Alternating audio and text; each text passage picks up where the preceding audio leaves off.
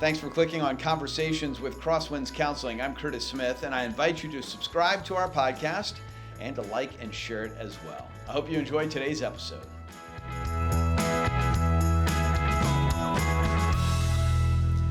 Hello, everyone, and welcome to Conversations with Crosswinds Counseling. I'm your host, Curtis Smith. Today, we are joined by Stephen Weaver, one of the great counselors at Crosswinds Counseling in Fort Wayne. Stephen, thanks for being with us. Hey, no problem. We are talking today about something I don't know much about, but Stephen, you're going to explain to us Polyvagal Theory. Mm-hmm.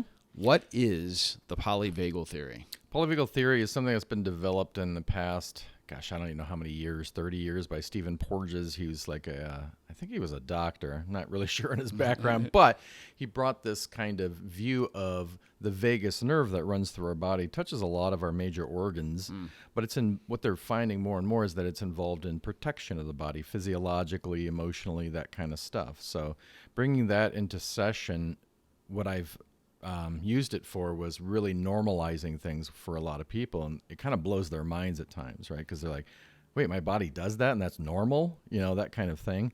I'm like, yeah, depression, which is the dorsal vagal function, sympathetic function, anger, anxiety, those things are normal, and it's a way of our body protecting itself. So it's really a good tool to kind of normalize things at first. And that sounds important to me, not being a therapist, but why is that important to normalize those things? Because I think a lot of us think, I'm feeling anxious, I'm feeling depressed, I'm feeling whatever, and that is abnormal, right. I'm weird, what's wrong with me, those kind of thoughts.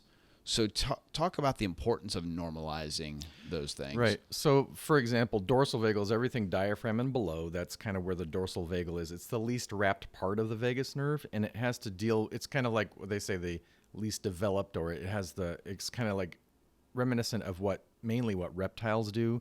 The lesser developed life forms out there, they usually shut down, basically, like play dead. It's like playing a possum, right? And after a while, if everything's cool, they get up and it's like nothing ever happened. They can even stop breathing for a long period of time, like they're actually dead. Really? And we have that function in our body too, and that's depression. So realizing that, people are like, oh, when I shut down, when I just need to rest for a while, that's not abnormal. That's just something my body's telling me it needs at the time. And it also correlates with physiological stuff of energy conservation. So it's like I'm conserving energy to get through a storm of some kind, right? I'm conserving energy because I can't get out of a situation that I'm stuck in. So we get depressed to make it through that. And that's a huge, important function of our body. And just to realize that is really important for people. I don't know if I've ever heard that kind of correlation between depression and death. It's somewhat similar. It causes the body to shut down. Even animals might stop breathing for a while. That's fascinating. Oh, yeah. Depression, dissociation, which is feeling outside of your body, numbness, even the eventual death. The dorsal vagal function, what they're finding is that it prepares you for death. It's like numbing you out so that you don't have to feel that pain at the end. But it also does so when we have that shutdown phase too, right? So it's vastly important. There's so many functions to it, but it's like, to me, it's just like opening that up to people is amazing. It's like our bodies are amazing. When do you decide to bring that into counseling? You just said opening it up to people. So I assume you're going through a session with somebody and there's something that triggers the thought in you of this might be the time to open them up to polyvagal. What are some of those triggers? What are some of those signs that cause you to think this would be a good time to bring it in? I think it's when people say, I've always had, for example, anxiety or difficulty with anger. I am an angry person. I'm like, no, your body gets angry for a reason, right? So that's sympathetic. That's in your chest area. Anger, anxiety have almost the same function. They're both about energy, not conservation, but fuel availability. So it's about running away or running towards something and fighting it. But just letting them know that that's a natural thing that your body needs to do is kind of like, again, a revelation to them. So when someone says, I just am a certain way, I am depressed, I am anxious, I'm like, well, no, you're a lot more than that. And that's just your body working pretty well. Maybe too well. We got to talk about it, right? Because it could get chronic for a long time for a lot of people. But just understanding first what your body's doing is normal is very important for people. And that kind of takes them out of that mindset of, I'm just stuck in this, you know?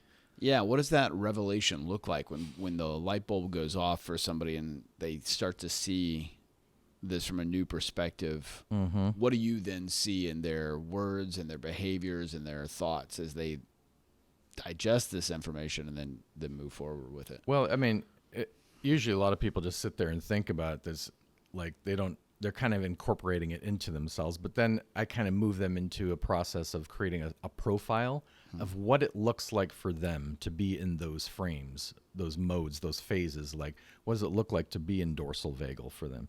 What does it look like to be in sympathetic? And then also, what does it look like to be in what's called ventral vagal, which is the most wrapped part of the vagus nerve, which is being in the moment, present with someone. And that's protective too, because then this is how I relate it to people. I always go, do you ever see wolves alone? Or do you see them in packs? And they say, well, I see them in packs. Why? Because there's power in numbers. And that's the higher evolved, I guess, or whatever you want to call it. The higher organisms in this world have learned, I guess, or have this part of their vagus nerve to kind of work together. And that's why we feel better together. That's why we get depressed alone, right? So anyway, what I do is I work with them to kind of like say, where do I stand in all these phases? What does it look like for me personally, you know, to be dorsal vagal, to be sympathetic, to be ventral vagal? And then that kind of like turns a light bulb on, oh man, these are the things I do. Because I think being aware is very important of what we're doing, and connecting that to the body is important too, if that makes sense. Yeah, it does. How important is it for us to not label ourselves with our worst traits or these things that seem like they're dominating our lives? They feel overwhelming at times, like depression and anxiety. You mentioned earlier, you're more than that. How important is it just simply to get that awareness, to say, I'm not just this. I'm not someone, I might have some depression right now, but I'm not a depressed person, and not let it define them in its entirety. How important is it to move out of that phase? Very important. I think a lot of people use very like putting me in a prison kind of, you know, words like I am a depressed person versus I'm just depressed right now. So I always use the two terms, for now and at the same time. So I say, for now I'm depressed. Okay, cool. You gotta be. We all get depressed. Hallelujah, right? And at the same time, I'm excited because I can kind of see the way out of here, you know? Or I'm excited about my upcoming birthday party, or who knows what's coming up, right? But just recognizing multiplicity inside of someone gets you out of that kind of one way of thinking, I am an angry person, or I am depressed, because that can really cause us problems. It puts us in a kind of a mental jail in a way, right? Yeah, I love that. At the same time, I saw a clip recently on social media of someone who died by suicide, and the clip was from, I think, just the day before, and she was very happy and very joyful. And that's the thought when you said that. At the same time, I can be depressed right now, but at the same time, I'm happy about someone's birthday, or happy about today, what happened at work today. Yeah. We're more than one thing. We have these dynamic personalities, which is good, but it can also mask a lot of the other stuff. This woman that I saw on social media did not look like someone who would have died by suicide the next day, but she was, because we're very complex. So working through this as a therapist for you has to be very complex, I would assume. Right, and that's the polyvagal theory, right? It's a complex thing. It's like, man, I can go through all these phases in like 15 minutes. I could be angry, then I could get depressed a little bit, and then I'll be happy again, right? And that's all normal. That's just the way we are as humans, you know? We go through these phases, and to take people through that and just say, look, you're normal. Yeah, we can work on maybe evening that out a little bit, but you're not a depressed person. You're a wonderful creation, and it's awesome. Just kind of like lead them toward that understanding that even their bodies, just what they carry around with them every day for like 30 years or so, is like an amazing thing. Yeah. And they just having them realize that through polyvagal or stuff like that is just like wonderful to see sometimes, you know?